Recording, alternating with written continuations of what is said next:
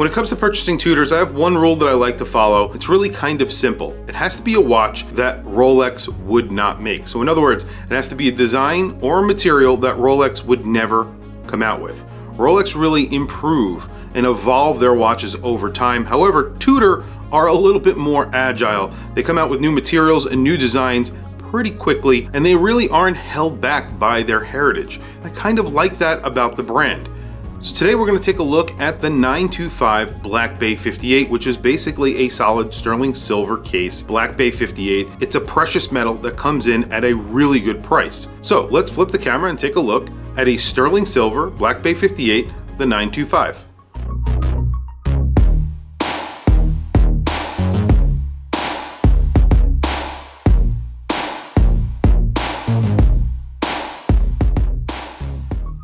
Rolex have never made a silver watch. In fact, I don't think there's many brands that have, major brands that have made a solid sterling silver watch. This is the 925 Black Bay, so it is a Black Bay 58 with a sterling silver case. However, they do mix this with aluminum, I believe, so they say that this will not tarnish like regular silver, which is a good or a bad thing depending on how you look at it. But the case is very, very bright because silver is one of the brightest materials or metals that you can actually use. So it is very, very bright, even though this is a used watch. This is actually a watch that was lent into the channel by BelmontWatches.com.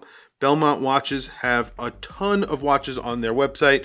One of them is this watch. I think they have this for well below the retail price that this originally sold for. I think that's around $4,500, something like that. They have this in the $3,000 range, somewhere $3,500, something like that. I'm not exactly sure of the price. I will put a price down in the description below so you guys know how much they are actually selling this for, and I will put a link as well.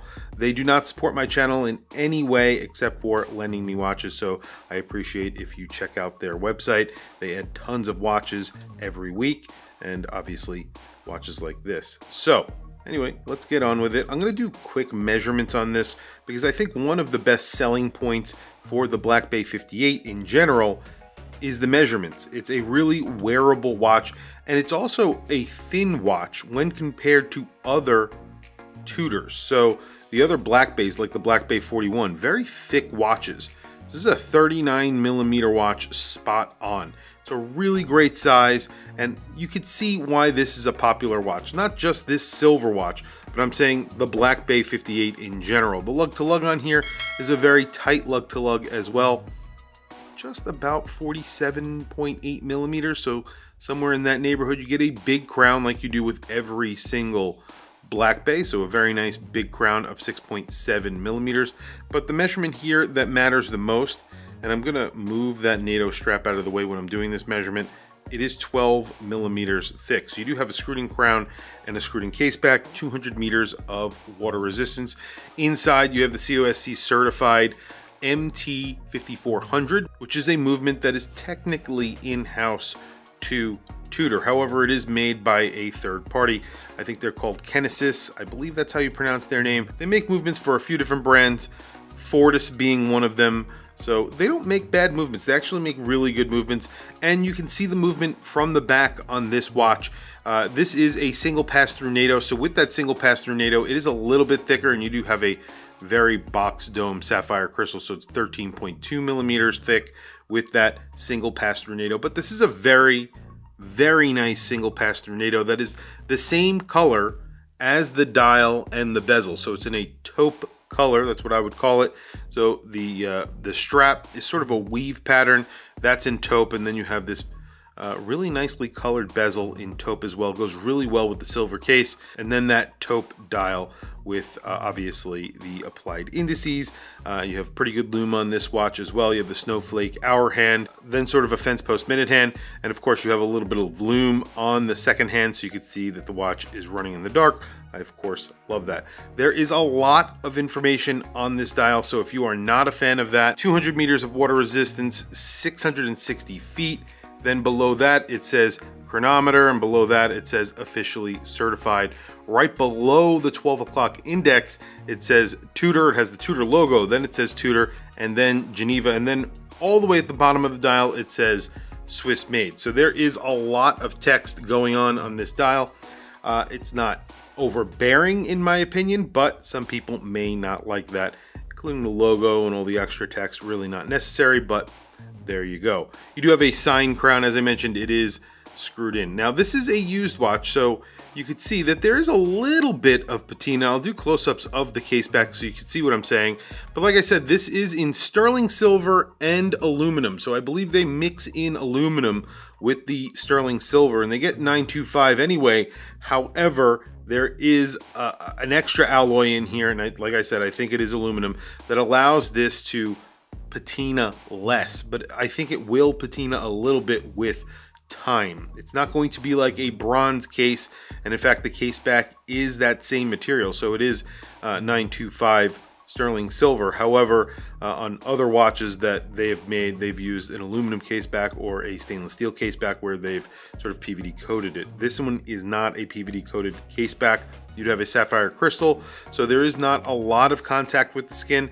Definitely something to keep in mind if you have allergies to silver. You might react with this watch. You might get a little bit of green, a little bit of tarnish on your wrist.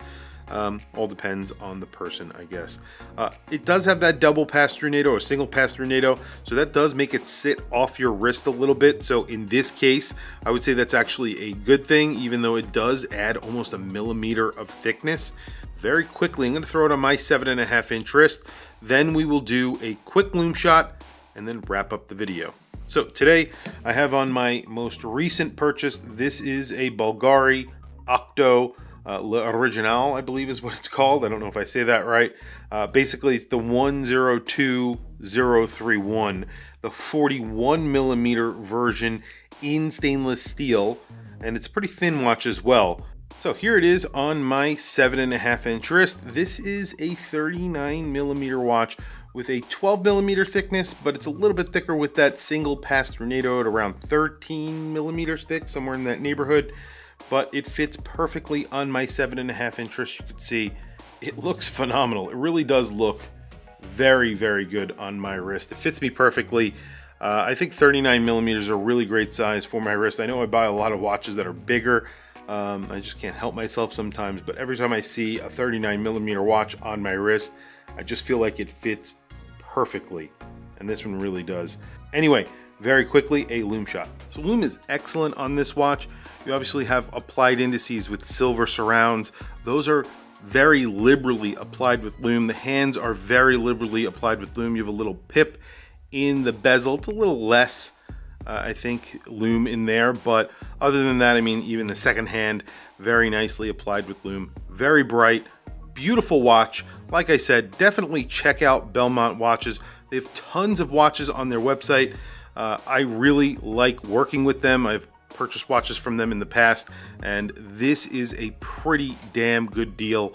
I really love this watch, and I think that they really are underrated. I know a lot of people use that word, but this is a watch that Rolex would never make. Tudor made it, and that's what I like about it. And it's sort of like every Tudor I've ever owned. It's the same story. It's really a watch that Rolex would never make. Tell me what you think down in the comments below. I want to hear from you guys. What do you think of this watch? What do you think of the sterling silver aspect here, being brighter than 904L stainless steel, being sort of a precious metal as well that's kind of affordable? Tell me what you think down in the comments below. Please also don't forget to like, subscribe, hit that bell icon. I will put a link to this watch down in the description below. If you are interested, definitely check it out. Anyway, guys, thank you for logging on. I'll catch you guys in the next video.